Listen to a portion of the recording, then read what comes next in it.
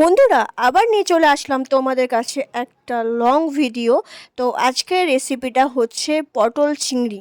তো পটল চিংড়ি তোমরা তো অনেকভাবে রান্না করে খেয়েছো। আমি আজকে কিভাবে পটল চিংড়ি রান্না করছি তোমাদেরকে সেটা দেখাবো। তো সবার প্রথমে পটলগুলো দেখো, আমি টাটকা টাটকা পটল নিয়ে চলে এসেছি। পটলগুলো ছোটো ছোটো কেটে নিয়েছি।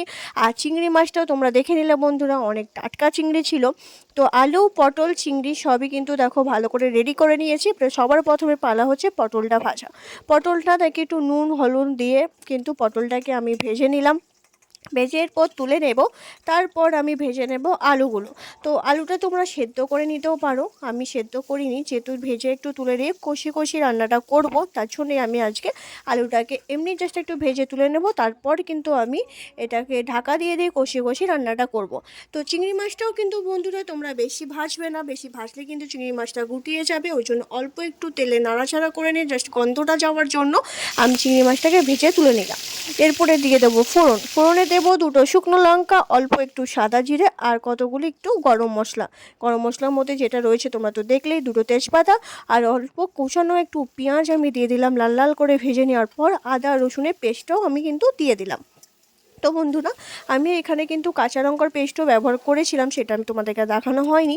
আর এই যে টমেটো পেস্টটা নিয়েও ভালো করে আমি মশলাটাকে কষিয়ে নেব।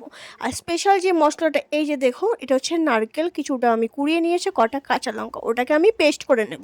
আর গুঁড়ো মশলার মধ্যে হলুদ গুঁড়ো, লঙ্কার গুঁড়ো আর সামান্য একটু জিরে গুঁড়ো আর দিয়ে দিলাম লবণ। এরপরে ভালো করে আবার মশলাটা কষিয়ে নেব। মশলাটা কষে আসলে ওই যে লঙ্কা আর নারকেল বাটাটা রেখেছিলাম সেটা দিয়ে দিলাম। এটাকে ভালো করে আবার মশলাটাকে ভালো করে কষিয়ে নেব। তো বন্ধুরা, তোমরা একবার এভাবে রান্নাটা করে খেয়ে দেখে আমাকে কমেন্ট করে জানিবে কেমন হয়েছিল রান্নাটা। তারপরে এই যে চিংড়ি মাছ আলু পটল একসাথে ভেজে ভেজে তুলে রেখেছিলাম মশলাটার সাথে, এরপরে আস্তে আস্তে আমি জল দিয়ে দিয়ে কষবো।